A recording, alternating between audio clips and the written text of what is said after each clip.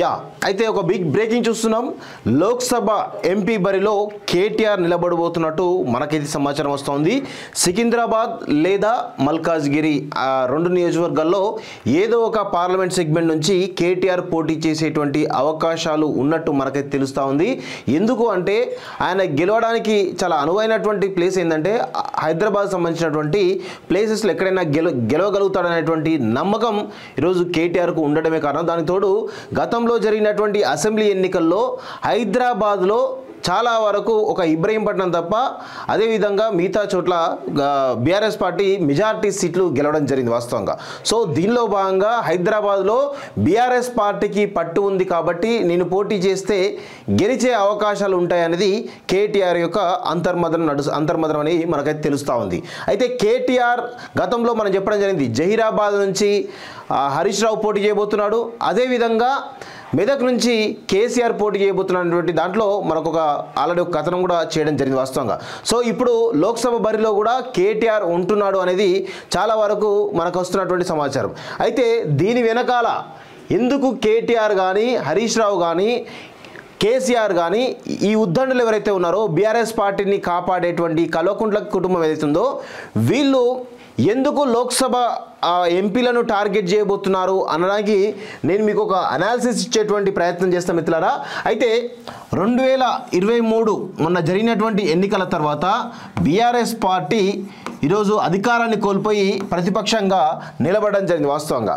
So ఇప్పుడు ఏమవుతుంది అంటే ఈరోజు బీఆర్ఎస్ పార్టీ అనేది ఇటు రాష్ట్రంలో అధికారంలో లేదు, అటు కేంద్రానికి సంబంధించి కూడా పెద్దగా ఏం ఇంపాక్ట్ చూసేటువంటి పరిస్థితి కనబడుతుంది. అంటే సెంట్రల్లో కూడా పెద్ద పట్టు ఏం లేదనేది మనకైతే స్పష్టంగా తెలుస్తూ ఉంది. అయితే ఇప్పుడు రాబోయే పార్లమెంటు సంబంధించినటువంటి ఎన్నికలు ఏవైతే ఉన్నాయో, లోక్సభ ఎన్నికలు ఏవైతే ఉన్నాయో ఈ ఎన్నికల్లో తెలంగాణ ప్రజలు అంటే జనరల్గా ప్రజల మూడ్ ఏ విధంగా ఉంటుంది అంటే, ఒకటి ఈరోజు రాష్ట్రంలో అధికారంలో ఉన్నటువంటి పార్టీకి ఓటేయాలా, లేదంటే కేంద్రంలో అధికారంలో రాబోయేటువంటి పార్టీకి ఓటేయాలా అనేటువంటి ఒక ఆలోచన వచ్చినప్పుడు ప్రజల ముందు రెండు ఆప్షన్స్ ఉంటాయి. ఒకటి కాంగ్రెస్ ఆప్షన్ ఉంటుంది, రెండోది బీజేపీ ఆప్షన్ ఉంటుంది. అంతేగాని ఇటు రాష్ట్ర అధికారానికి సంబంధించి కానీ ఇటు కేంద్రానికి సంబంధించి కానీ బీఆర్ఎస్ పార్టీకి ఎటువంటి సంబంధం ఉండదు. ఒకవేళ గెలిపించుకున్నా కానీ వాళ్ళు చేసేటువంటి పని శూన్యం అనేది స్పష్టంగా మనకైతే తెలుస్తూ ఉంది. సో అందుకే ప్రజలు కాంగ్రెస్ అనే ఆప్షన్ లేదా బీజేపీ అనే ఆప్షన్ మాత్రమే ఎంచుకుంటారు. అందుకే ప్రజలు కాంగ్రెస్ లేదా బీజేపీ ఆప్షన్ ఎంచుకుంటారు అనేది క్లారిటీ కేటీఆర్కు ఉండడం జరిగింది. సో ఒకవేళ పార్లమెంట్లో కనుక అంటే లోక్సభ ఎన్నికల్లో కనుక బీఆర్ఎస్ పార్టీ కనుక మినిమం ఒక 3 సీట్లన్నా తెచ్చుకోవాలి, 3 నుంచి 5 సీట్లన్నా తెచ్చుకునే పరిస్థితి ఉండాలి వాస్తవంగా. ఒకవేళ వాళ్ళు 1 సీటుకో లేకపోతే 0 సీటుకో పరిమితం అయితే కనుక బీఆర్ఎస్ పార్టీని రాబోయే రోజుల్లో మనం మర్చిపోయే పరిస్థితి ఏర్పడుతుంది. సో దానిలో భాగంగా వచ్చే భవిష్యత్తులో వీళ్ళిద్దరి మధ్యలో చాలా పెద్ద ఎత్తున ఫైట్ ఉండేటువంటి అవకాశం అయితే బలంగా కనబడతా ఉంది. సో అందుకే కేటీఆర్ ఏం చేస్తున్నారంటే తన మాస్టర్ ప్లాన్ తోటి ఈరోజు కేటీఆర్ హరీష్ రావు కవిత ఎవరైతే వీళ్ళకి సంబంధించిన బలమైనటువంటి నాయకులు ఎవరైతే ఉన్నారో వీళ్ళందరూ కూడా లోక్సభలో పోటీ చేయాలనేటువంటి ఒక నిర్ణయం తీసుకున్నట్టు తెలుస్తూ ఉంది. సో దీనిలో భాగంగా వీళ్ళు కనీసం ఒక 3 నుంచి 5 ఎంపీ సీట్లు గెలిస్తే కనుక ప్రతిపక్షంగా మనం ఉంటాం, రాబోయే రోజుల్లో పార్టీ బతుకుతుంది అనేటువంటి ఒక బలమైనటువంటి భావనకు రావడం జరిగింది. కాబట్టి కేటీఆర్ అనే వ్యక్తి ఈరోజు లోక్సభకు రావడానికి చాలా పెద్ద ఎత్తున ప్రయత్నాలు చేస్తున్నట్టు మనకైతే క్లియర్గా తెలుస్తూ ఉంది. సో అందుకే పార్టీని బతికించుకోవాలంటే ఈరోజు రాబోయే రోజుల్లో మీరు రాసి పెట్టుకోండి, ఒకవేళ బీఆర్ఎస్ పార్టీ పర్ఫార్మెన్స్ కనుక లోక్సభ ఎన్నికల్లో కనుక ఒకవేళ 1 సీట్కో 0 సీట్స్కో పరిమితం అయితే కనుక ఖచ్చితంగా ఇక్కడ తెలంగాణలో ఈ ఇద్దరి మధ్యలో ఫైట్ మాత్రం బలంగా ఉంటుంది. వీళ్ళిద్దరూ కాంగ్రెస్కు ప్రత్యామ్నాయం బీజేపీ అనేది మళ్ళా ఎస్టాబ్లిష్ అవ్వడానికి అవకాశం ఉంటుంది వాస్తవంగా. సో అందుకే బీజేపీ చాలా తెలివిగా ఇక్కడ 8 నుంచి 10 సీట్లు గెలవడానికి ప్రయత్నాలు చేస్తూ ఉంది. అదేవిధంగా కాంగ్రెస్ కూడా 10 నుంచి 12 సీట్లు గెలవాలనేటువంటి ఒక కృతనిశ్చయంతో ఉన్నట్టు మనకు తెలుస్తూ ఉంది. సో అందుకే వీళ్ళిద్దరి మధ్యలో చాలా టఫ్ ఫైట్ ఉండే అవకాశం ఉంది. సో దీన్ని బ్రేక్ చేయడానికి కేటీఆర్, హరీష్ రావు, కవిత లేదంటే కేసీఆర్ వీళ్ళందరూ కూడా రంగంలోకి దిగడానికి అవకాశం ఉన్నట్టు తెలుస్తూ ఉంది. ఒకవేళ కేటీఆర్ లోక్సభకు పోటీ చేసి గెలిస్తే ఢిల్లీకి పోతాడు. మరి అక్కడ సిరిసిల్ల ఖాళీ అవుతుంది. సిరిసిల్ల ఎవరు పోటీ చేస్తారనేది పెద్ద విషయం, అది సెకండరీ అనుకోండి. కాకపోతే అది కూడా మనం తెలుసుకోవాల్సినటువంటి అవసరం ఉంది అనేది స్పష్టంగా మనకైతే అర్థమవుతా ఉంది.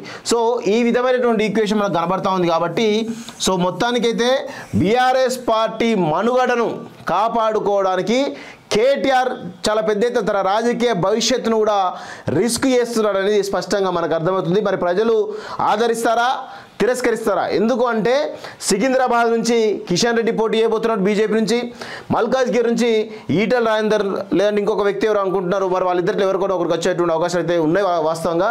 సో వీళ్ళిద్దరూ పోటీ చేస్తారు. ఒకవేళ సికింద్రాబాద్లో ఫైట్ అయితేనేమో కిషన్ రెడ్డి వర్సెస్ కేటీఆర్ అవుతుంది. మరి కిషన్ రెడ్డిని నిలువరించి కేటీఆర్ గెలవగలుగుతాడా అనేది ఇక్కడ పెద్ద ప్రశ్న. అదేవిధంగా మల్కాజ్గిరిలో ఈటల రాజేందర్ పోటీ చేసుకోండి, మరి ఈటల రాజేందర్ నిలువరించి కేటీఆర్ గెలవగలుగుతాడా అనేది ఇక్కడ పెద్ద ప్రశ్నగా మనకైతే కనబడతా ఉంది. సో మొత్తానికైతే రసవత్తరమైనటువంటి రాజకీయ పోరు మరొకసారి మనకు కనబడబోతుంది. సో పార్లమెంట్ ఎన్నికలు అంత ఈజీగా కనబడతలేవు అనేది మనకైతే తెలుస్తూ ఉంది. సో మొత్తానికైతే కేటీఆర్ ఇక తన పార్టీ భవిష్యత్తును కాపాడుకోవడానికి రాజకీయంగా తాను బొందబడ్డానికైనా సిద్ధంగా ఉన్నట్టు తెలుస్తోంది. అదేవిధంగా హరీష్ రావు కూడా ఈరోజు జహీరాబాద్ నుంచి పోటీ చేయడానికి కూడా సన్నద్ధమైనట్టు తెలుస్తోంది. జహీరాబాద్ లేదా మెదక్ పార్లమెంట్ స్థానం నుంచి పోటీ చేయడానికి సన్నద్ధమైనట్టు మనకైతే క్లియర్గా తెలుస్తూ ఉంది. సో చూద్దాం ఏమవుతుందో. ఈనాడులో రావడం జరిగింది. ఈనాడులో వచ్చిందంటే కొంత అథెంటికేషన్ ఉందన్నట్టు వాస్తవంగా. లోక్సభ ఎన్నికల బరిలోకి కేటీఆర్, శాసనసభ ఎన్నికల్లో పరాజయం పాలైన భారతీయ రాష్ట్ర సమితి వచ్చే లోక్సభ ఎన్నికల్లో బలమైన అభ్యర్థులు రంగంలోకి దింపేందుకు ప్రయత్నిస్తోంది. ఇందులో భాగంగా పార్టీ ముఖ్య నేత, కార్యనిర్వాహక అధ్యక్షుడు కేటీఆర్ను మల్కాజ్గిరి లేదా సికింద్రాబాద్ లోక్సభ స్థానాల్లో ఏదో ఒక చోటు నుంచి పోటీ చేయించే ఆలోచనలో ఉన్నట్లు తెలుస్తోంది. ఈ అంశంపై చర్చ జరిగినప్పుడు కేటీఆర్ అంత సానుకూలత చూపలేదు, అలా అని వ్యతిరేకించలేదు. కేసీఆర్ తీసుకునే తుది నిర్ణయంపై ఇది ఆధారపడి ఉంటుంది అని పార్టీ వర్గాలు చెప్తున్నాయి. కేటీఆర్ లోక్సభ ఎన్నికల్లో పోటీ చేసే అవకాశం ఉన్నట్లు ఆ పార్టీ ఉన్నత స్థాయి వర్గాలు కూడా అంగీకరిస్తున్నాయి. దీనివల్ల జాతీయ స్థాయిలో బారాసకు ప్రాధాన్యం వస్తుందని భావిస్తున్నాయి. అసెంబ్లీ ఎన్నికల్లో ఓటమి దృష్ట్యా లోక్సభ ఎన్నికల్లో ఎక్కువ స్థానాలు గెలుచుకోవడం చాలా ముఖ్యమని బారాస భావిస్తుంది. ఇందులో భాగంగా అభ్యర్థుల ఎంపికలో కూడా ఎక్కువ జాగ్రత్తలు తీసుకుంటుంది. నియోజకవర్గాల వారీగా ముఖ్య నాయకుల సమావేశాలు ఏర్పాటు చేసి వారి అభిప్రాయాలను కూడా పరిగణలోకి తీసుకోవడం ప్రారంభించింది. 2018 శాసనసభ ఎన్నికల్లో భారీ విజయం సాధించిన బారాస తర్వాత జరిగిన లోక్సభ ఎన్నికల్లో ఆ స్థాయిలో ఫలితాలు సాధించలేకపోయింది. సో ఇక్కడ గత లోక్సభ ఎన్నికల్లో 17 లోక్సభ స్థానాల్లో 9 బారాస గెలుచుకుంది, 4 భాజపా, 3 కాంగ్రెస్, హైదరాబాద్ లోక్సభ ఎంఐఎం దక్కించుకున్నాయి. ఇటీవల శాసనసభ ఎన్నికల్లో బారాస 7 లోక్సభ స్థానాల పరిధిలోనే ఆధిక్యం సాధించింది. ఇందులో 3 ఆధిక్యం స్వల్పంగా ఉంది, 4 చోట్ల మాత్రమే ఎక్కువ ఆధిక్యాలు ఉన్నాయి. రాష్ట్రంలో కాంగ్రెస్ అధికారులకు వచ్చిన దృష్ట్యా స్వల్ప ఆధిక్యాలు వచ్చిన లోక్సభ స్థానాలు దక్కించుకోవడానికి మరింత శ్రమ పడాల్సి ఉంటుంది. ఈ నేపథ్యంలోనే అభ్యర్థుల ఎంపికకు అధిక ప్రాధాన్యత ఇస్తున్నట్టు తెలుస్తుంది. రానున్న రోజుల్లో పార్లమెంట్లో క్రియాశీలకంగా ఉండే నాయకుల అవసరం ఉందని భావించి కేటీఆర్ను ఎంపీ ఎన్నికల బరిలోకి దింపాలనే అభిప్రాయానికి వచ్చినట్టు తెలిసింది. ఇటీవల జరిగిన శాసనసభ ఎన్నికల్లో మల్కాజ్గిరి లోక్సభ పరిధిలో 7 అసెంబ్లీ స్థానాలు బారాస గెలుచుకుంది. దీని పరిధిలో బారాసకు 9.38 లక్షల ఓట్లు రాగా కాంగ్రెస్కు 5.83 లక్షలు, భాజపాకు 4.25 లక్షలు వచ్చాయి. సికింద్రాబాద్ లోక్సభ పరిధిలో 7 అసెంబ్లీ స్థానాల్లో 6 భారతీయ రాష్ట్ర సమితి గెలిచింది, 1 ఎంఐఎం దక్కించుకున్నారు. బారాసకు 4.63 లక్షలు, కాంగ్రెస్కు 2.8 లక్షలు, భాజపాకు 2.16 లక్షలు వచ్చాయి. ఈ 2 స్థానాల్లో ఏదో ఒక చోటు నుంచి కేటీఆర్ పోటీ చేయవచ్చని తెలుస్తున్న మల్కాజ్గిరికే ఎక్కువ అవకాశాలని సమాచారం. కరీంనగర్ స్థానం నుంచి మాజీ ఎంపీ వినోద్ కుమార్ పోటీ చేస్తారని పార్టీ వర్గాలు పేర్కొన్నాయి. దీని పరిధిలో కాంగ్రెస్ కంటే బారాసకు కేవలం 5,000 ఓట్లు మాత్రమే ఎక్కువ వచ్చాయి. ఈ స్థానం నుంచి భాజపా ప్రాతినిధ్యం వస్తుండగా ఇటీవల అసెంబ్లీ ఎన్నికల్లో 7 అసెంబ్లీ స్థానాల్లో కలిపి ఆ పార్టీకి 2.5 లక్షల ఓట్లు వచ్చాయి. ఇక్కడ అసెంబ్లీ స్థానంలో 4 కాంగ్రెస్ గెలుచుకుంది. ఇది భాజపా సిట్టింగ్ స్థానం కావడంతో ఇక్కడ త్రిముఖ పోరు ఖాయమని తెలుస్తూ ఉంది. సో వాస్తవంగా అంటే లోక్సభ పరిధికి వచ్చినప్పుడు ఖచ్చితంగా ప్రజలు నేషనల్ జాతీయ స్థాయి ప్రయోజనాల గురించి ఆలోచిస్తారు. వాస్తవంగా దానిలో భాగంగా కాంగ్రెస్ మరియు బీజేపీ మధ్య ఒక మోటార్ నాటి కాంగ్రెస్కి వేయాలా లేదంటే బీజేపీకి వేయాలా అనేటువంటి కోణంలో ఒక చర్చ వాళ్ళైతే చేసేటువంటి అవకాశాలు అయితే కనబడతా ఉన్నాయి.